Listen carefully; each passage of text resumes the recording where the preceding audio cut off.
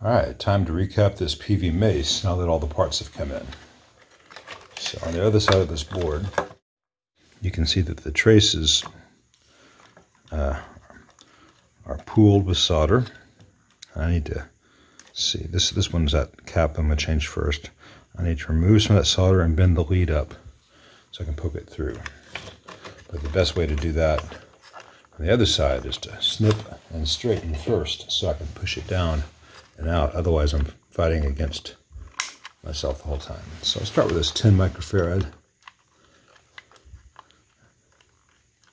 If I can get it to snip here. So positive on the left. Bend them straight on this side. I should be able to push them out a good bit. And once they're pushed out, they literally just fall out.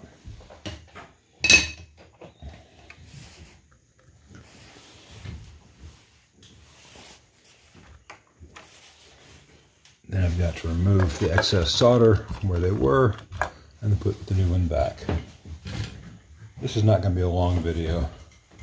I'm going to skip around it a lot to show the technique.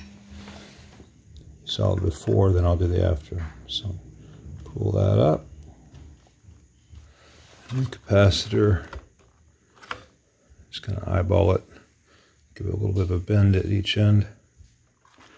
Bring it down, down, down, down. All right, then I got to do a bend in the lead before soldering, because I want this thing to have a mechanical crimped connection as it did originally. Snip the excess.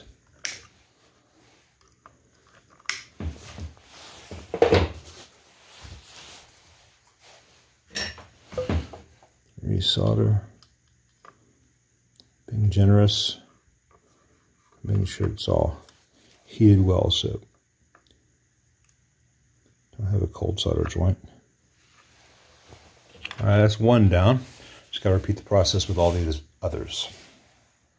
Okay, the big filter caps are out. The stock ones were 100 microfarad, 350 volts. The new ones are going to be the same, but while I had these voltage balance resistors exposed, I measured them, and they're all supposed to be 220K, and they're all over the map by large amounts. Some of these, I think this one is over 300K. This one's like 280, 220, 240. I think that's what I measured. It doesn't really matter. The important thing is that they're well out of spec, and the purpose of these is to force the midpoint between the two capacitors that are in series with each other to be exactly the half voltage point. Without these resistors, you're hoping that each capacitor has the same amount of voltage. If these resistors are not evenly matched, then you will not have an even division of the voltage in between. You know, if this were 220K, 220K exactly, and say you had 600 volts coming in, you would have exactly 300 volts in the middle point.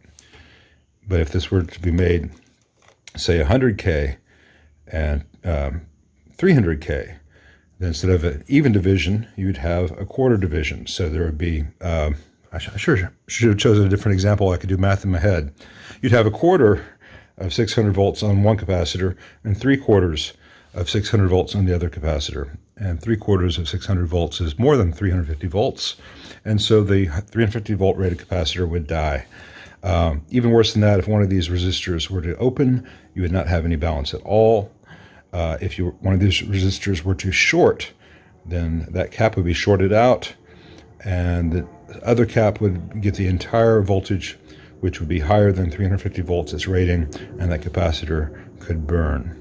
So these old 1-watt carbon composites are going to go away, and these little 1-watt metal oxide 270Ks are in there. 220K, 170K, sorry, 270K, it doesn't really matter. The value nominally should be anything from about 100 to 330K. The Marshall has done fine for years with 56Ks. There's a formula. If you want to get into it, it's not that important. I chose these 270Ks because they were the first ones that were suitable that I found when I went in my big stash of metal oxides. And this will be a reliable foundation upon which to install the filter caps. Okay, 4 new 100 microfarad 350 volt caps installed. A little bit of silicone underneath each one, just like I do on the fenders. And next, to change out these caps, I've got to remove the board, which means all the hardware on the front panel has to come out, so this board will lift up. And a lot of wires have to be disconnected and then reconnected where everything goes. And hopefully at that point, this thing will be safe to turn on again. I'm also going to change out some carbon comps that I do not like the look of as I come across them. Not many in this amp. Might just be these two, but yeah. Those two old resistors have seen things, man. They've seen things. Okay, the remaining electrolytics have been changed out now, and it's all powered up and biased. It's biased extraordinarily cold from the with the factory schematic. The 6L6s are idling at about 27 to 30% dissipation. It's non-adjustable in the stock circuit. I may revisit that in a few. That's a fairly easy thing to do. I like to get this at least in the 40s or 50s, opposed to the high 20s. But other than that, both channels are working. Here's the dirty channel, channel 1.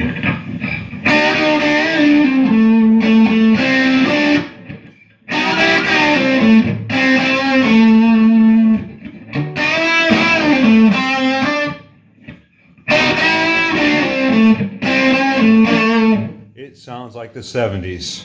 If I were in the mood to play Black Betty, Whamma Bam, or whatever, Bam-a-lam, this amp would do it, and it would do it really loud. So that's the dirty channel, which can also be clean. And if I can get this stiff old jack to, I'll clean those sockets and get that little bit of noise out. On the clean channel,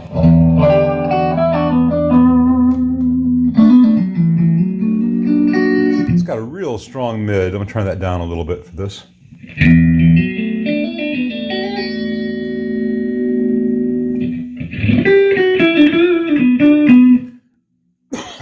Pardon me. The treble pot's got a little bit of dirt on it. I got to clean that a second time. There's that mid thing. It's not just the mids though, it's the phaser. It doesn't really shut all the way off in the amp, unless you use the foot switch.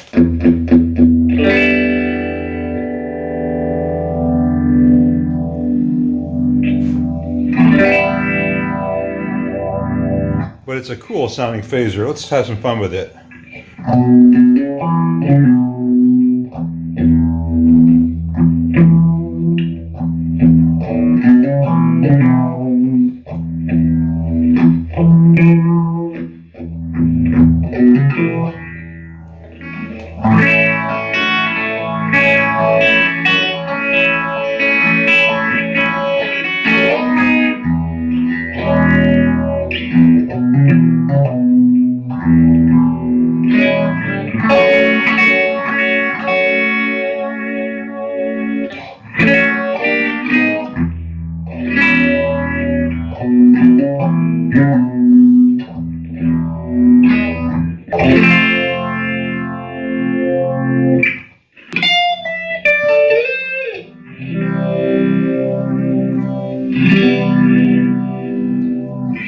Anyway, the amp is sounding really cool.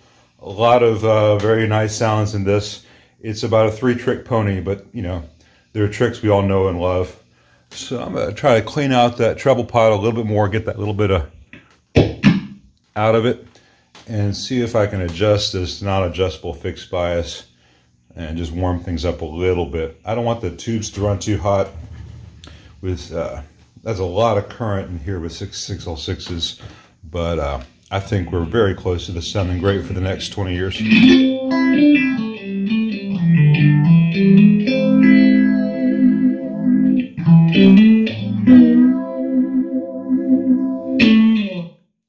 So, good progress.